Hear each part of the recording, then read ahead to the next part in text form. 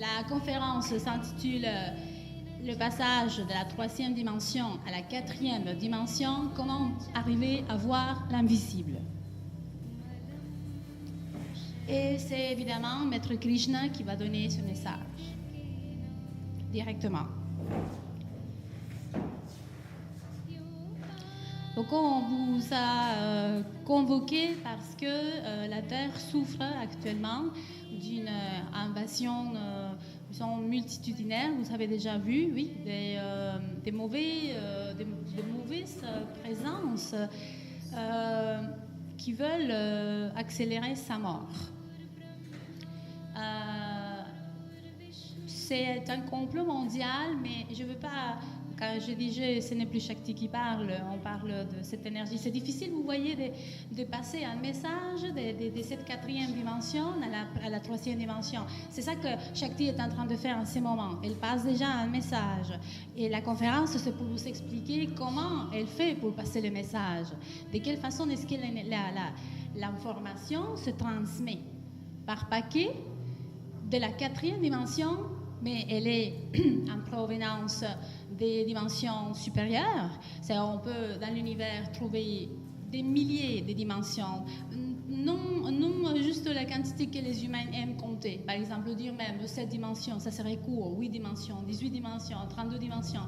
Mais c'est comme la potentiation. Il y a les 2 qui est élevée à une certaine puissance des 2, puissance des 3, et comme ça, et comme ça.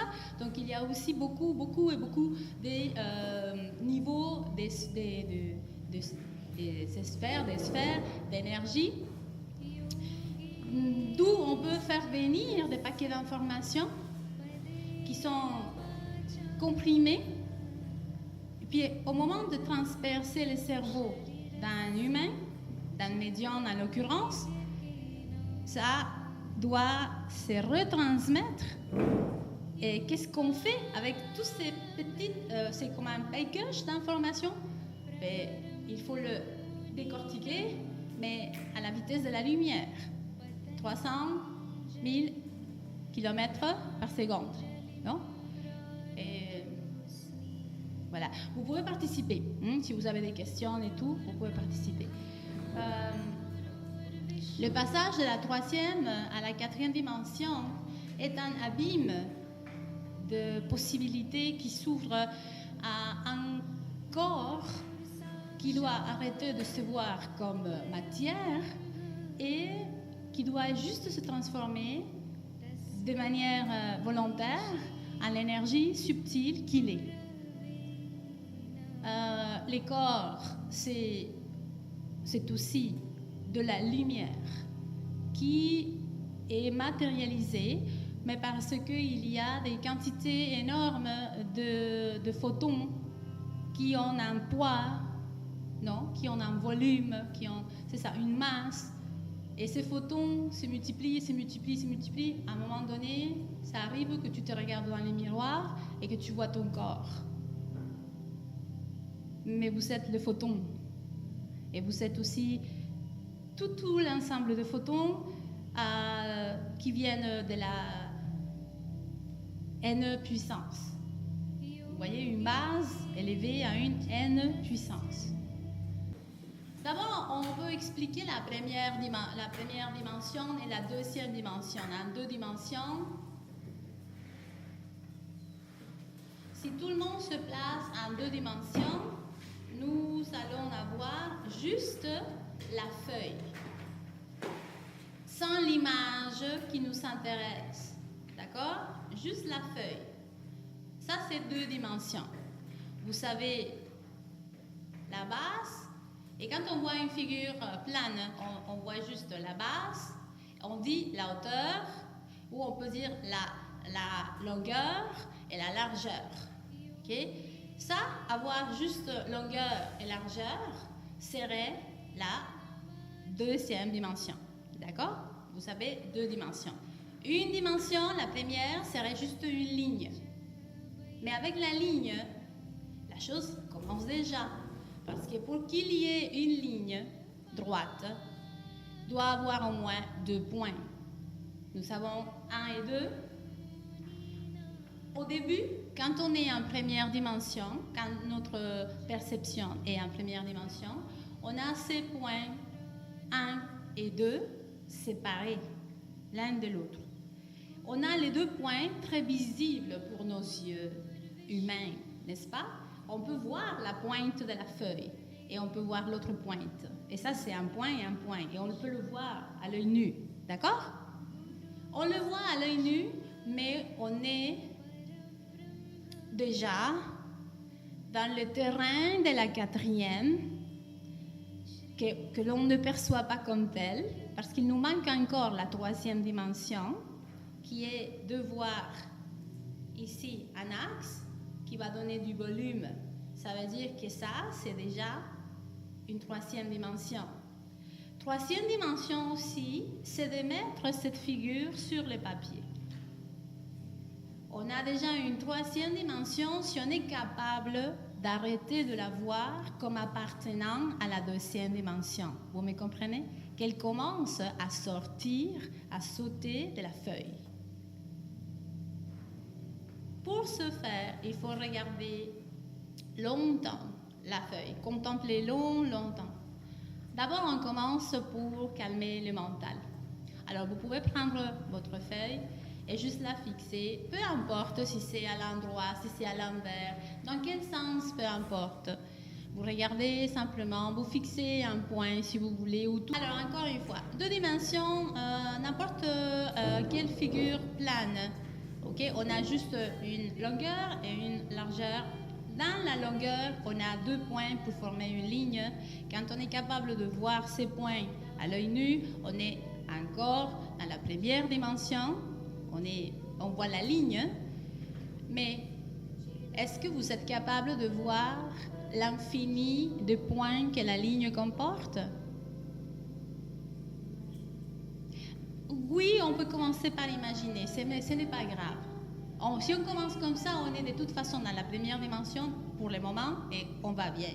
Mais est-ce que vous pouvez imaginer qu'il y a les mêmes points que vous voyez, aux extrémités de la feuille, vous pouvez avoir...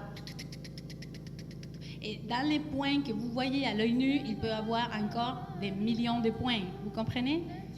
Bien, ça c'est plus ou moins rentrer dans la 4e, dans le saut, d'accord? Mais on va juste la première. La première, c'est les 2 points. On ne perçoit pas la quantité des points à l'infini. OK? 2e dimension, on rajoute une autre ligne qui va être transversale. Comme ça, on a 2 dimensions. Après, on obtient une surface. Les 2 dimensions sont une surface.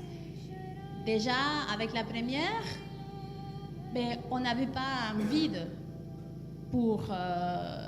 il n'y avait pas de vide à remplir. Mais quand on a une surface, on a déjà quelque chose à remplir. Ça, c'est important aussi, les concepts de vide. Après, 3e dimension, comme on avait dit, on multiplie ça par 4 et on le couvre et ça peut nous donner une boîte, un prisme rectangulaire, puis ça, c'est 3e dimension. Mais aussi, la 3e dimension, c'est le dessin qu'on a sur la feuille. Ce dessin peut commencer à bouger, peut-être à sortir de la feuille, à considérer que vous voyez le dessin, les concepts et tout ce qu'il veut nous dire, mais dans l'espace de votre tête. Mais ça part de la 3e dimension. 3e dimension, c'est la matière. Tout ce qui est matériel et qu'on peut toucher. Oui? OK, 3e dimension. La 4e, c'est fixer le regard sur le point du début en sachant que le point est infini, que les lignes sont infinies,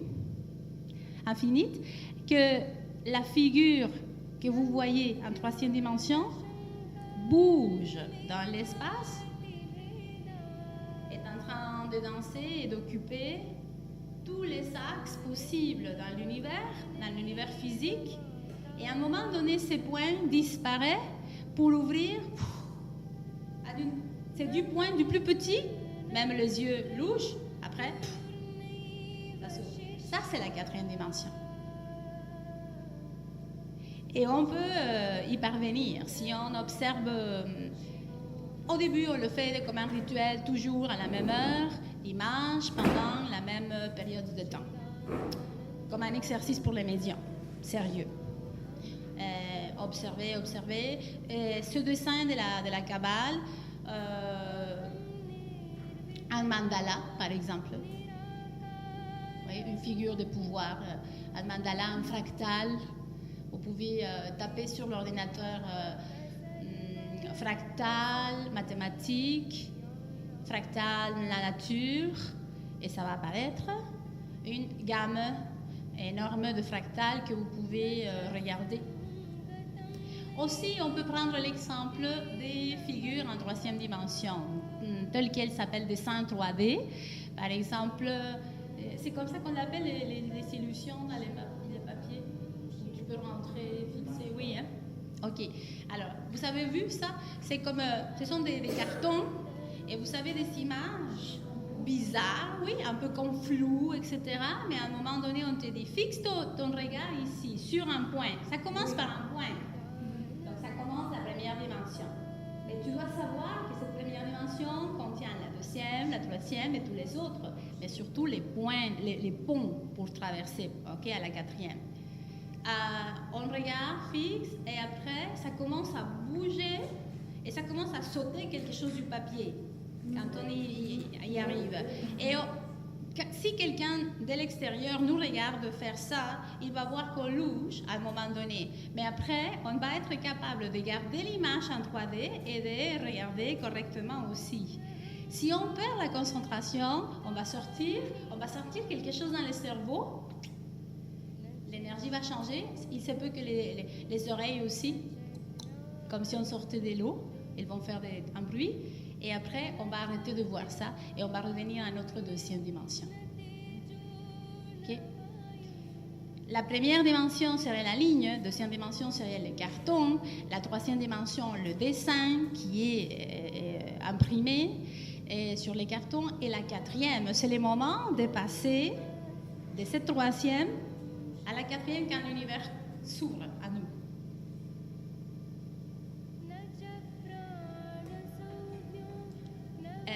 Jusqu'à ce niveau, de toute façon, bien que ça soit merveilleux de voir déjà l'image derrière la 3e, c'est encore le début, parce qu'on a les yeux ouverts et parce qu'on est encore sur les points de regarder une image physique, vous voyez? Mais quand tu as déjà connu ce passage de la 3e à la 4e, après tu sais déjà ça, tu peux nourrir ta capacité intellectuelle avec, par exemple, de la musique classique. En même temps, tu peux colorier des mandalas. Tu peux, par exemple, méditer tous les jours avec les figures 3D ou simplement ce schéma de l'arbre de la vie, de la Kabbale. Tu peux demander à un ami, ou s'il travaille à l'école par exemple, un biologiste, quelqu'un qui s'occupe d'un laboratoire, de te laisser observer des cellules de n'importe quoi dans son microscope. Ça, c'est quelque chose qui va transformer ta vie. Parce que quand tu vas voir que déjà tu l'imaginais, mais tu vas les voir, et tu vas voir combien de fois est-ce que la chose a été augmentée, agrandie. Quand tu vas être devant cette grandeur de la nature et que tu ne pourras plus nier que ça existe, même si tu ne le vois pas. On te dit, la peau, par exemple, la pelure de l'oignon, c'est transparent, donc on peut la mettre sur un porte-objet, on la couvre et on la regarde avec un peu d'eau, des colorants. On regarde les cellules, ah, waouh, c'est génial. Et tu vois la forme rectangulaire, double membrane, une membrane et une paroi cellulaire. Et comme ça, et donc tu commences à dire, waouh, c'est ça? que ça que mes yeux regardent juste la matière, juste ce qui est tangible, mais en réalité, c'est tout un monde, non? Ok. Quand on est à ce niveau-là, on ne l'imagine plus. On l'a vu. Et après, tu peux le voir. Même l'oignon ne sera plus le même pour toi. Et tu diras, cet oignon, en première dimension, c'est juste l'oignon. En deuxième dimension, c'est un produit de la nature. En troisième dimension, c'est l'oignon. Et il a peut-être un esprit, peut-être. En quatrième dimension, l'oignon est un esprit, tu le ressens, tu vois toutes les cellules qu'il a, et si tu vois la cellule, tu peux commencer à imaginer comme avant tu avais imaginé la cellule, maintenant tu peux commencer à imaginer les photons, l'atome si tu veux. L'atome est plus petit. Et puis l'atome, et tu peux regarder des dessins sur Internet sur atome de nitrogène, atome d'oxygène, atome d'azote, c'est nitrogène, atome d'hydrogène, atome d'oxygène, des carbones, parce que les carbones, l'oxygène, l'hydrogène et l'azote sont des éléments qui donnent la vie, d'accord? Tu peux regarder tout ça, et alors tu l'imagines d'abord, et c'est sûr que tu vas juste l'imaginer, parce qu'il n'y a pas de machine actuellement qui puisse voir les atomes, comme ça. On les voit juste comme des boules, comme des sphères, d'accord? Encore, c'est comme ça. Mais les physiciens ont déjà accepté que ça existe et qu'en plus, on peut percevoir des particules plus petites encore dans les noyaux et à l'extérieur, les électrons et tout. Et on peut encore parler du photon. Tu vois? Donc les photons, c'est la cellule, ça serait de l'équivalent de micra, les micromètres. Et on a aussi les picomètres, les nanomètres et après les picomètres. Donc le photon, c'est plus petit que ça. Bon, si on est capable, on avait été capable d'imaginer, non, de transpercer notre feuille et d'imaginer ce qu'est la cellule et tout ça, et on l'a vu dans les microscopes, après on peut continuer. À un moment donné, ce qui arrive, c'est que tout disparaît. L'espace physique, même si tu sais que tu es là et tout, et ton corps est comme ça, tu te sens comme étant partie du tout. Tu ne vois plus la différence entre toi et l'autrui, ou toi et la plante. Tu ne vois plus la différence, tu ne te conçois pas comme un organisme solide. Et alors, tu te sens comme étant de l'eau, juste de l'eau. Et quand tu sais que ton corps physique, biologiquement parlant, il a 75%, de 75 à 80% d'eau, la majorité de ce qu'on est, c'est de l'eau. C'est pour ça que dans le livre, le message de la lumière, c'était de considérer que la véritable mer, c'est plus la lumière et l'eau que la terre. Ce n'est pas parce que ça soit une compétition de ce qui est la maman de l'être humain, non. Loin d'être ça, finalement, la mère terre, c'est la mère terre, et tout ce qui est nourricier, et tout ça, ça va. Mais on parle vraiment du sentimentalisme humain, ok? C'est ça, en fait, voilà. En fait. Et c'est aussi, ce soir ou plus tard, quand on va parler de la carte du pendu, c'est lui le patron de la vérité, comment on dit, implacable, oui. C'est ça. C'est comme ça. Alors, sans sentimentalisme humain, c'est l'eau, la mer. La terre ne pourrait jamais donner de fruits. Ça veut dire que quand on dit que le produit de la terre, c'est parce que la terre, c'est la maman et tout, ce n'est pas ça. C'est la terre sans l'eau n'est rien. La terre, alors la grande vérité, mais qui fait mal, c'est de dire que la terre est stérile. Et ça, c'est la réalité.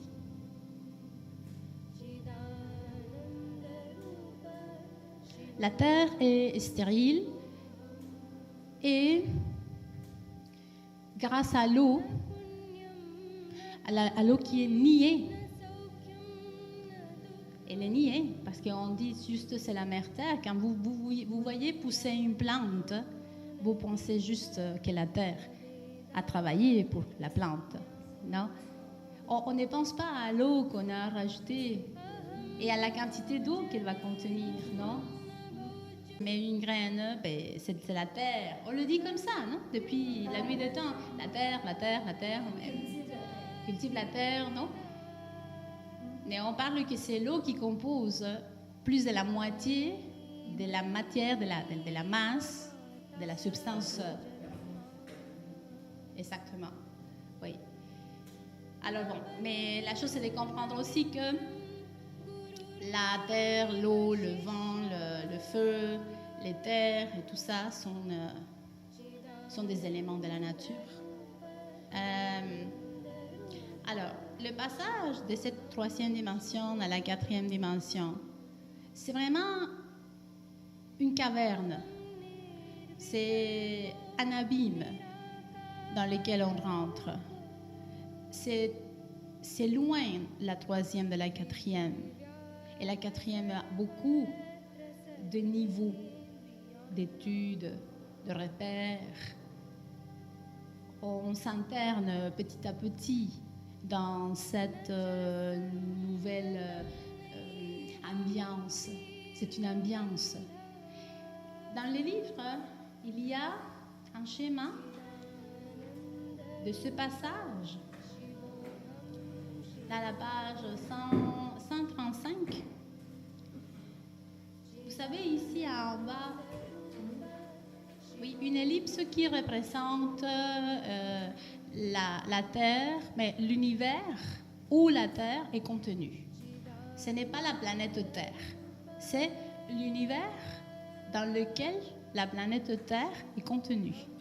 Et la planète Terre serait un point, ou plus petit qu'un point, ici dans cet univers. Ici, c'est juste l'univers dans lequel on est contenu, que le mathématicien, le physicien, les astrophysiciens considèrent comme l'univers observable. Il appelle comme ça, l'univers observable. Ça veut dire qu'ils peuvent encore l'observer dans les microscopes, à travers les télescopes. J'ai parlé des microscopes parce que je pensais aux stromatolites, par exemple, qui sont des roches, d'accord, et qu'on regarde aussi. Donc c'est ça, on peut l'étudier par des microscopes avancés ou des télescopes très avancés. Cet univers observable, on mesure la distance, okay, de la Terre à là où notre vision n'est plus capable de percevoir. Okay? Donc, quand on fait ça, on obtient que le diamètre de l'univers observable est estimé à environ 93 milliards d'années-lumière, soit 8,8 multiplié par 10 à la 25e puissance, ça veut dire 10, 0,0000025e kilomètre. C'est une énorme mesure, mais c'est encore observable. Alors ça, c'est notre troisième dimension.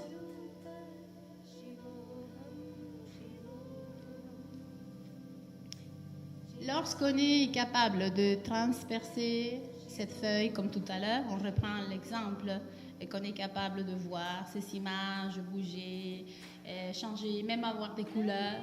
C'est en noir et blanc, mais on peut commencer à, dépendamment de notre entraînement, on peut commencer à voir que ça bouge, que ça prend mille formes. De là, la fleur de vie, l'image de la fleur de vie, c'est beaucoup de fois répété, l'image de la Kabbale. Et c'est ça. Donc, quand on voit déjà ces mouvements, qu'on est en train de passer cette frontière, alors c'est la quatrième qui apparaît et c'est la rivière du temps, la quatrième dimension. La rivière du temps est la quatrième dimension. On l'appelle mer céleste et on l'appelle aussi la rivière du temps. Non, dans la troisième dimension, le temps est linéaire on perçoit au moins, le temps n'est pas comme ça, mais on perçoit que le temps est linéaire. On le voit comme la ligne droite. On est juste capable de dire que les deux points existent et qu'ils forment une ligne. C'est par exemple, on regarde la table carrée et on dit combien de points est-ce que cette table a. Alors, je dis pas pointe, je dis combien de points est-ce que la table a, et on peut dire même 4. Il y a les uns qui vont regarder juste les carrés, d'accord? Si tu as déjà vu la 4e dimension, au moins la 4e dimension, ou que tu comprends la 3e, tu vas dire, alors si c'est la 3e, tu vas faire comme les volumes aussi. Tu vas compter aussi les volumes, tu vas parler de tous les arêtes, de tout, et alors tu vas dire qu'elle a 2 multiplié par 4, 8, d'accord? 8 points. Si tu passes à la 4e dimension, tu vas dire, c'est à l'infini. C'est à l'infini. Et après, que tu seras plus loin dans la 4e dimension, presque de la 4e à la 5e, en faisant un autre saut, et tu vas dire que la table n'est pas vraiment une table, qu'elle n'existe vraiment pas et qu'elle n'est pas solide, qu'elle est liquide aussi, comme toi, comme un fluide qu'on appelle éther. Pour la conception mentale, c'est plus facile, plus rassurant de juste voir 4 points et tout ça, mais c'est intéressant pour tout ce qui est spirituel, de pouvoir voir plus loin. C'est dur, c'est à partir d'un travail, à force de travailler constamment dans cette sphère quantique, d'essayer de voir le plus petit, l'infini plus petit, que tout commence. Et donc le préface du livre explique très bien ça. Je vais me permettre de le lire au fur et à mesure d'expliquer quelque chose, si est-ce que c'est nécessaire, et s'il y a lieu aussi à vos questions, mais vous pouvez le faire sans problème. Donc ça c'est le résumé de ce que je viens de dire plus ou moins. Considérons 2 systèmes physiques. Le premier en 3D, où coexistent 2 éléments de nature différente, qu'on va appeler dualité, et le deuxième en 4D, formant un tout dont les diverses parties constituent un ensemble indivisible, unité. Alors, première grande caractéristique, le système 3D sont bipolaires. Et le système 4D, à partir du cas de la 4D, c'est déjà dans l'unité. C'est pour ça que je vous ai dit, lors de la présentation du livre l'autre jour, la voix que j'ai entendue n'est ni féminine ni masculine. Et je peux dire, par exemple, la voix de la mère Terre est féminine. Je l'entends, elle est féminine. Il y a la voix du sapin baumier masculine, carrément. Mais la voix de la lumière, on ne sait pas. C'est parce que dans d'autres dimensions, qui, encore la mère Terre, c'est la 3e dimension. Vous me comprenez? Tout ce qui est dans cet univers. Quand on parle de 4e dimension, on parle vraiment de la non-matière. Ça parle de sexe, non. Il y a quand même ces 2 genres et ces 2 sexes, masculin et féminin, pas mélangés, vraiment en unité. Les 2 sont indépendants et complémentaires, opposés, mais toujours amis. Ils sont toujours ensemble, ils dansent toujours. On dirait que c'est une bataille infinie, mais en réalité, il n'y a pas de bataille. C'est comme ça, ils sont dans la fluidité. Ça, c'est une première propriété, puis c'est vraiment intéressant pour comprendre plus tard l'image du pendu. D'accord? J'allais dire du colgado, parce que colgado, c'est en espagnol, colgado. Le colgado, c'est... Ouais.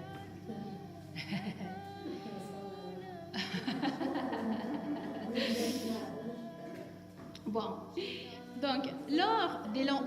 Ici, on est déjà... Bon, j'espère que j'étais suffisamment capable de vous expliquer la différence entre 3e et 4e. Bien.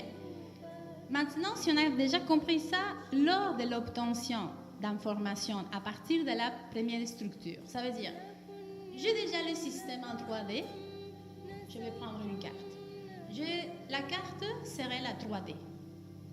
Et les contenus médiuniques de la carte, c'est la 4D ou plus loin encore. Mais on va juste se stationner à 4D.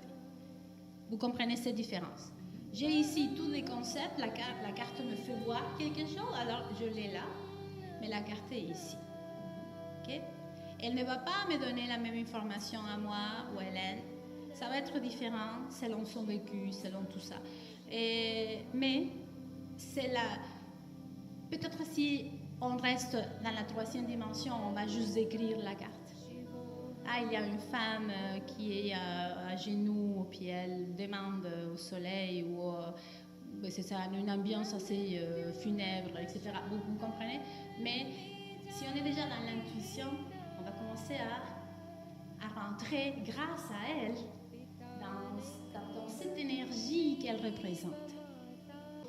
Alors, si on a compris ça, que ça vienne de la troisième ou de la quatrième, on va toujours pouvoir obtenir des informations. On va tirer des informations de n'importe quelle dimension. On a ces deux systèmes. OK. Quand on obtient l'information du premier système, du système 3D, ces informations, mathématiquement, peuvent produire des formules, des équations à résoudre. On obtient une information en 3D et elle peut se transformer en une fonction linéaire ou une fonction exponentielle. La fonction linéaire, ça veut dire que autant 1, il y a eu un organisme, autant 2, il y a eu 2 organismes, autant 3, 4, 4. Cette correspondance 1 à 1, vous voyez, ça produit un système linéaire. Non, ça serait exponentiel. Quand on dit par exemple 2 élevé à la 0, c'est 1, 2 à la 2, c'est 4, 2 à la 3, c'est 6, vous comprenez? 2 à la 3, c'est 8, 2 multiplié par 2, 4, 4 par 2, c'est 8. Donc c'est ça, c'est exponentiel. Ça veut dire je mets juste 2 et j'en ai 4. Je mets 4 et j'en ai 8. J'en ai 8 et j'en ai 16. J'en ai 16, j'ai 32. Et vous comprenez, 32, 64. Donc, tout ça, c'est exponentiel. On comprend ces deux fonctions? Ces deux fonctions peuvent être tirées d'un système en 3D. La première fonction linéaire, c'est la connaissance. Ça veut dire la fonction qui décrit la connaissance. On tire des informations de la troisième dimension et elle va décrire un système linéaire d'équations. C'est comme ça que la connaissance s'agrandit, de manière linéaire. Ça veut dire qu'on apprend dans la troisième dimension, on apprend très lentement. Vous comprenez? Pas à pas. Pas à pas. Pas à pas. Un pas, un pas. Deux pas, deux pas. Dans la deuxième structure de la fonction exponentielle, c'est comme ça le type d'équation que décrit l'ignorance. Ignorance, ça veut dire que l'ignorance augmente de façon exponentielle à la connaissance. Vous comprenez la différence, ce que je veux dire? Exactement. Plus tu dis que tu sais, tu n'en sais rien. De l'autre côté, c'est ce que tu dis que tu sais, tu le sais, mais c'est tout court. C'est juste 1 plus 1 plus 1 plus 1. L'autre, c'est élevé à une puissance. Oui, mais on parle de l'ignorance. On parle que dans la deuxième cas, l'ignorance grandit beaucoup plus vite que la connaissance. Et ça, c'est dans la dimension 3, dans la troisième dimension. Alors, il faut faire attention, n'est-ce pas? Ça veut dire qu'on peut acquérir des informations dans la troisième et qu'on peut penser qu'on est trop loin dans notre sphère médiumnique, on se croit des grands maîtres, on se croit des illuminés, et tout ça, et en réalité, on n'a pas quitté la troisième dimension. Ça, c'est ce qui arrive actuellement dans la majorité des cas au monde, quand on parle des médiumnités ou des esprits et tout ça, et ça, c'est, oui. Donc, ça produit beaucoup d'ignorance et très peu de connaissances. Bien. On va passer de ce système 3D au système 4D. On va accepter déjà que véritablement on est dans un système 4D. D'accord? On a franchi la rivière du temps. On est en fait dans la rivière du temps. On navigue, oui, dans la mer, oui, les vagues, tout. On est là, dans la quatrième dimension. À peine là.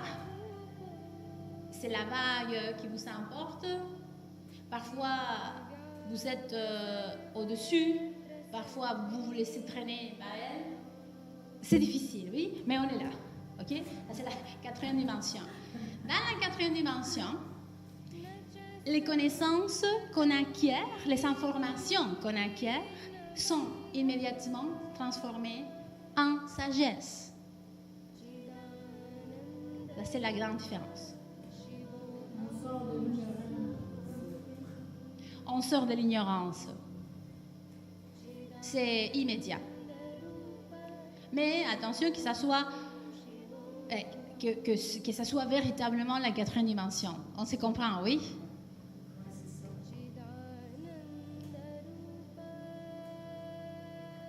C'est pour ça que le préface poursuit... lors de l'obtention d'informations à partir de la première structure, on peut parfois transformer ces renseignements en connaissances, fonction linéaire, mais on peut aussi générer de l'ignorance, fonction exponentielle. Quand l'information provient du second système, celle-ci se transforme en sagesse. En 3 dimensions, il existe une dynamique au travers d'un gradient de toutes les fonctions, on parle de fonctions mathématiques, impliquées qu'elles soient physiques, biologiques ou émotionnelles. Vous voyez, fonctions mathématiques, physiques, biologiques ou émotionnelles. Ça veut dire que vos sentiments, vos émotions peuvent être dessinés tangiblement sur une courbe. On peut voir si tu souffres. On peut le mettre en langage mathématique. On peut le traduire en mathématiques, ta souffrance. Et aussi... un système biologique, par exemple le fonctionnement de ton corps, traduit en équation. Et les mathématiciens ont déjà accepté tout ça. OK? Même, c'est ce qui est le plus incroyable, et que moi je ne savais pas, jusqu'à ce que mon ami m'a dit, même pour certaines entités se trouvant entre la troisième et les quatrième dimensions. Ça veut dire qu'il y a même des fonctions mathématiques pour les entités qui n'ont pas de corps. Et qu'ils peuvent déjà les accepter, les mathématiciens, les physiciens. Ça, c'est génial, non? Bon, je crois. Oui, on pourrait déjà parler de la sphère quantique quand on parle de la quatrième dimension et des entités qui ne sont pas physiques, non? Bien. Mais ça c'est rare. Alors, pour ces rares êtres, le chemin de la troisième à la quatrième dimension est unique. Là, c'est aussi important. Ton chemin est spirituel qui va t'amener à voir au-delà de la matière pour que vraiment tu puisses transpercer la rivière du temps. Non seulement que tu navigues dans la rivière, mais que tu la transperces, que tu ailles plus loin. Que tu l'abandonnes pour aller à la cinquième dimension, que tu abandonnes le temps. Le temps dans la quatrième dimension est circulaire. On ressent juste qu'il file, qu'il coule, on le voit, on le sent passer, mais on ne sait pas si c'est... Mais c'est juste circulaire, on ne sait pas dans quelle direction. On ressent quelque chose qui comme un fluide qui passe, mais qui est toujours...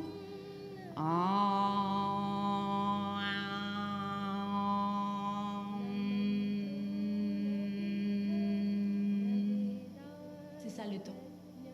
C'est ça qu'on entend. Le moyen d'y arriver, la méditation.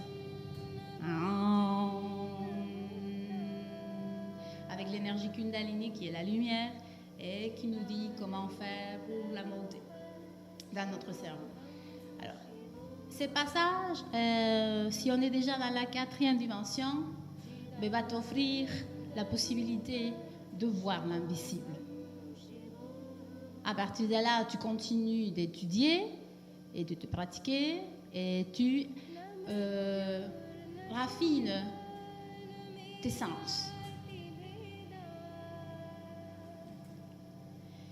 Alors, ce chemin est unique parce que ton évolution spirituelle est individuelle. Ça veut dire qu'actuellement, on ne peut faire grand-chose en masse. Vous comprenez? Beaucoup de personnes, on ne peut pas éviter les catastrophes qui sont déjà présentes, qui ont été depuis longtemps et qui continueront d'être parce que c'est l'époque de la bataille entre la lumière et l'obscurité et tout ça. Mais ce n'est pas les hommes se bagarrent. La lumière et l'obscurité sont la même chose finalement. Parce que dans la 4e dimension, la différence entre les deux n'existe pas.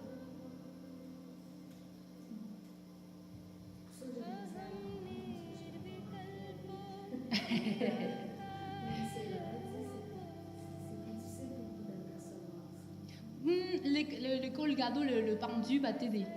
Okay? Plus tard, on va parler de ça, mais maintenant, on est juste à vous transmettre ce message, d'accord?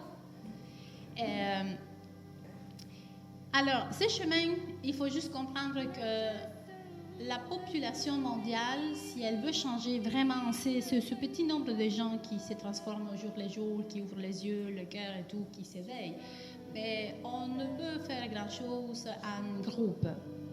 Non, il faut être tout seul avec son propre chemin spirituel. C'est juste comme ça. C'est pour ça que les systèmes, si c'est vraiment que la personne est dans la 4e dimension, son évolution est individuelle. D'accord? Ok. Donc, ils partagent quand même ces deux êtres. Alors, imaginons un être de la 3e dimension et un autre être de la 4e dimension. S'ils se rencontrent dans la rivière du temps, est-ce que vous me suivez? On a un être qui appartient à la 3e dimension. Et il y a un autre qui appartient à la 4e. À un moment donné, en faisant une méditation, celui de la 3e dimension rencontre la 4e dimension. La 4e dimension l'a toujours vu. Ok? Mais lui, la 3e dimension, pour lui, c'est comme « Oh, waouh !» Ok? Mais pour la 4e dimension, c'est comme enfin, tu te réveilles, on va pouvoir s'amuser, non? Alors, quand ils se rencontrent, et vraiment, ils sont des amis dans la 4e dimension, celui qui est ouvert déjà, qui a un peu peur, mais qui est déjà décidé, va commencer à partager des informations avec l'autre. À un moment donné, celui de la 3e va se rendre compte que lui, la 4e, c'est un point de lumière. Mais lui aussi, il est un point de lumière. Alors il voit plus encore et il dit « Ah, tiens, je suis un point de lumière. » Ça, c'est la 3e dimension, telle qu'elle, la 3e. Il se regarde, oui. Il regarde l'autre. Ici, il est dans le monde physique. Et là, il est lumière, juste lumière. Là, il est encore. Ici, il est juste lumière. Mais il peut venir et aller à volonté. Quand il décide de rester ici un peu, en lumière, il va voir que l'autre aussi, c'est de la lumière. Mais il va encore considérer qu'ils sont séparés. Tu es un point, c'est comme la bougie et la bougie. Il va considérer, ok, lui, on le voit, on voit l'autre, on se voit, on est tous des lumières, namasté, la lumière, ok, que je vois en toi, mais on se sent séparés et on sent simplement qu'on appartient à quelque chose d'invisible. La présence qu'on ressent, cette présence du Seigneur de l'univers, on ne sait pas encore que c'est le Seigneur de l'univers, mais la lumière, mais on ressent qu'on appartient à quelque chose. Mais on se voit comme sur une surface, ok, juste comme ça, comme un portrait, ou comment on dit ça, oui, c'est comme dans les murs, vous voyez? Encastré, oui, c'est ça. On se sent comme ça, et l'autre point aussi, et on se sent prisonnier. Ok? Si on poursuit son voyage, et c'est ça que mon ami explique, si on poursuit son voyage, on travaille de plus en plus de méditation, moins de peur, on arrive à arrêter de voir la séparation entre les points. Mais on continue d'entendre sa voix. On sait, fermez vos yeux. Vous savez que je suis là. Maintenant, vous ne me voyez plus, mais vous ressentez toujours mon énergie, toujours ma présence. Imaginez que je n'ai pas encore et que je vous parle et que vraiment vous êtes en train de m'entendre. Et puis si vous parlez, je vais vous entendre et on peut même dialoguer profondément parce que la matière n'est plus là. Vous pourrez vous s'ouvrir plus, détendre les épaules. Vous comprenez? Vous pouvez ouvrir les yeux. Et alors, on perçoit ces deux énergies. On perçoit la tienne, celui de l'autre, autrui, mais tu ne le vois plus parce que tu es déjà parti de la lumière. Tu es déjà dans la 4e dimension.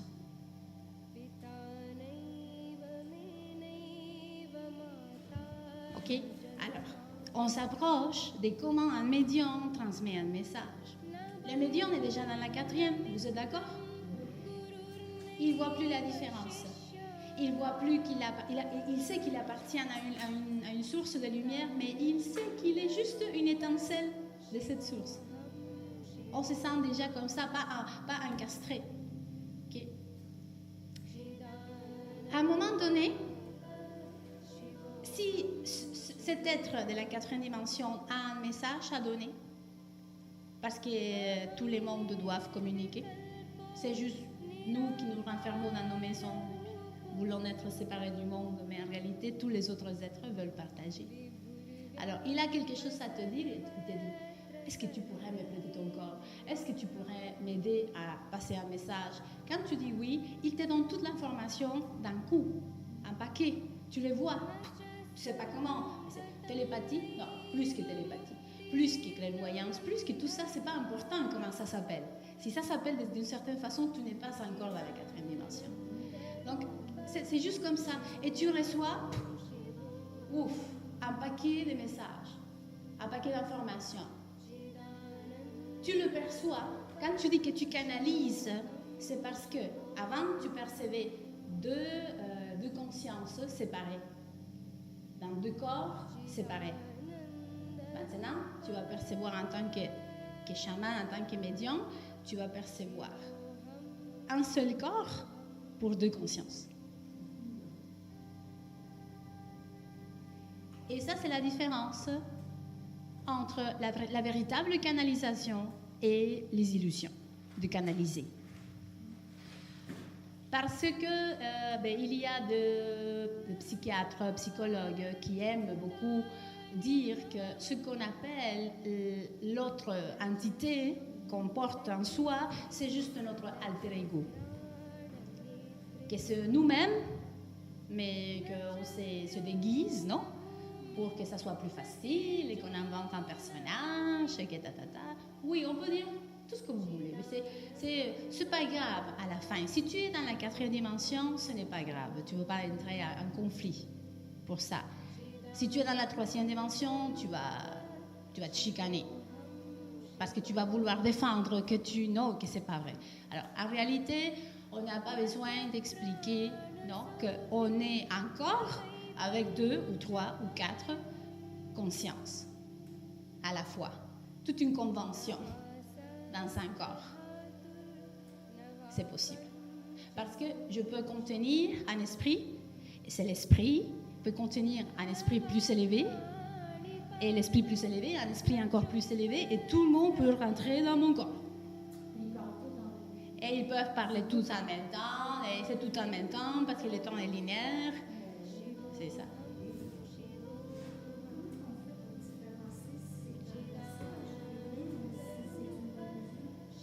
Et c'est ça, la première chose, c'est d'être sûr que tu es vraiment dans la mer céleste, dans la rivière du temps. Si tu es là, tu vas percevoir que ton corps n'existe plus, mais ce n'est pas juste le moment de ta méditation, c'est vraiment pour toujours. C'est à partir de ces moments-là, tu ne vas plus t'occuper de ton corps. Dans les cas de la surprotection. Tu vas rentrer dans un secteur de l'étude approfondie, tu vas arrêter certaines conduites sans problème, tu vas arrêter certains aliments qui sont toxiques sans qu'il te manque. C'est comme ça, tout devient plus facile et tu es toujours dans la paix. Même si tu cries, que tu te fâches, que tu peux continuer de vivre dans ton corps humain. Mais tu sauras toujours comment te recentrer dans l'espace d'une seconde. Et ça n'a pas de fin, oui. Ça ne se termine jamais, le travail. Parce que dès que tu crois savoir, tu rentres dans la troisième et tu arrêtes ton travail dans les autres sphères. La quatrième dimension, en fait, le rêve, c'est le moyen de partir naturellement et sans effort dans la quatrième dimension. Tu es dans la rivière du temps et tu traverses la rivière du temps, tu vas plus loin que tu ne l'imagines sans avoir conscience. Ça, c'est dommage parce qu'on perd beaucoup d'informations. Mais on voyage partout de manière naturelle parce qu'on est lumière. C'est quand on dort, la conscience dort aussi et le subconscient peut prendre la place que l'ego te vole, non? Et alors sans ego, ben, tu voyages librement.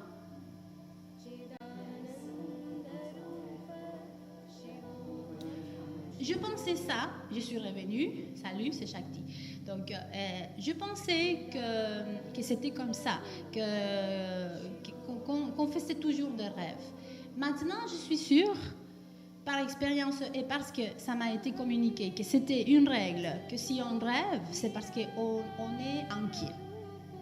Si on est inquiet, on n'a pas le calme mental, donc on construit des rêves pour évader quelque chose. Il y a des rêves et des rêves, non? On avait touché un jour ces points du rêve, non? Il y a les rêves prémonitoires, il y a les rêves qui n'est pas un rêve, il y a les rêves qui est juste une vision, non? Bon, je dis juste parce que c'est vraiment... c'est peut-être parce que je suis habituée à ça, mais les visions dans la quatrième dimension, c'est quelque chose de tous les jours, vous comprenez? C'est ça. Mais faire un rêve, que ça te tourmente, avoir des cauchemars, ou même des choses qui sont énormément jolies, bonnes pour toi, c'est aussi perdre un peu de temps. Au lieu de juste voyager, on voyage, ça veut dire, exactement, et de recevoir des messages, des informations, oui, que ça vient de manière inconsciente. Et dans les subconscients, ça se garde, ça se nourrit de tes images quotidiennes. Et si tu arrives à contrôler tes rêves, tu ne vas pas perdre le calme. À tout moment, le secret, c'est de se calmer, de respirer au rythme du beat naturel du corps, et du corps physique, puis de vraiment croire à cette cellule qu'on peut regarder dans les microscopes. C'est ça. Si on arrive à voir ce qu'on croyait impossible et qu'on voit que les appareils, les robots, les machines sont capables de nous aider, les appareils à voir plus loin que nos yeux, on est capable de tout croire. Oui. Ok. Alors, en cadeau, il y a les prédictions pour l'année du rat, parce que ça va commencer bientôt, le 25 janvier, c'est l'année du rat qui commence, l'année du rat de métal blanc, on pourrait bien dire le rat en argent.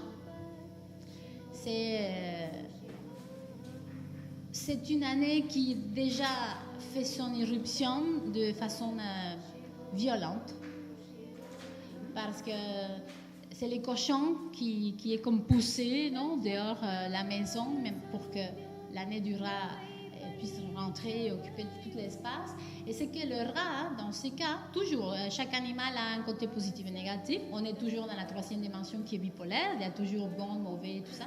Donc, les côtés positifs de l'année du rat, c'est l'énergie. c'est vraiment au top de l'énergie. C'est une année pour créer, pour agir, c'est ça, pour bouger.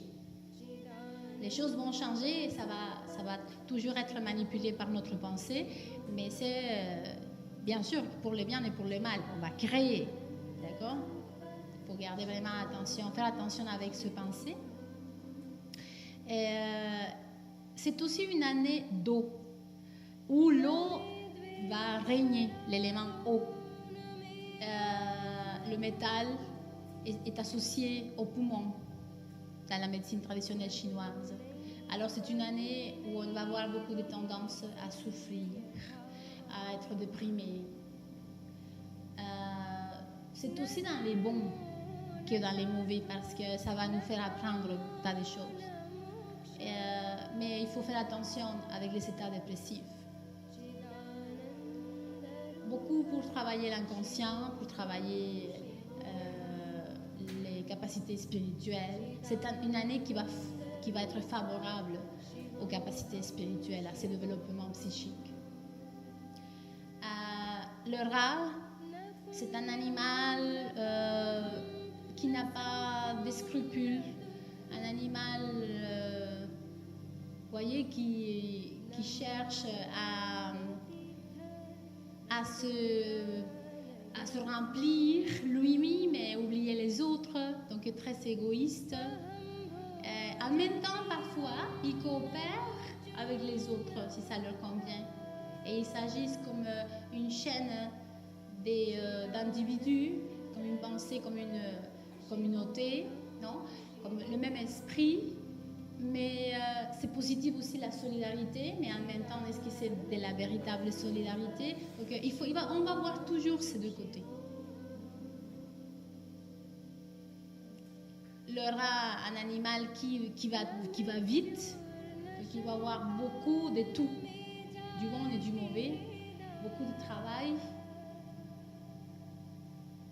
et beaucoup aussi de souffrance. Si on oppose des résistances à ces changements, plein de changements vont s'opérer dans l'année du rat. Et du côté spirituel, une année qui va nous confronter encore plus à ces fantasmes, à ces démons qu'on n'a pas voulu travailler. Donc c'est ça, il faut aller au rythme de la nature et ça va couler bien, sinon ça va être difficile. Pourquoi l'année du rat? C'est l'année 4718. C'est pour ceux qui sont religieux, c'est l'année 2020. Mais pour les non-religieux, ceux qui vont au rythme de la nature, c'est marqué par la nouvelle lune du 25 janvier 2020. Alors c'est l'année 4718 qui commence. 4718. Oui. 718, oui. Oui, est-ce que vous avez des questions spécifiques? C'est vraiment comme général, si vous voulez approfondir pour l'année du rat, il n'a qu'à chercher rat l'animal, ok? Pas l'horoscope, ni tout. Juste les caractéristiques biologiques, la façon de vie de ces animaux-là, et c'est tout. Vous pouvez l'interpréter dans la 3e dimension ou la 4e. Si l'animal accumule, vous voyez, physiquement accumulé, donc c'est aussi voler, c'est rongeur, avoir des problèmes financiers parce qu'on peut beaucoup gaspiller ou parce qu'on peut être volé. C'est ça. On peut voler de l'énergie aussi, c'est ça. Donc c'est voleur, un peu voleur, et sans gêne. Mais en même temps, un animal solidaire. Un animal qui est tout calme, qui vit. Ça, oui, quand même. Exactement. Et qui fait face à tous les obstacles. Oui. Oui, curieux, un animal très fort, et spirituellement fort aussi, qui travaille avec ce qui est pourri, qui nous aide à nettoyer.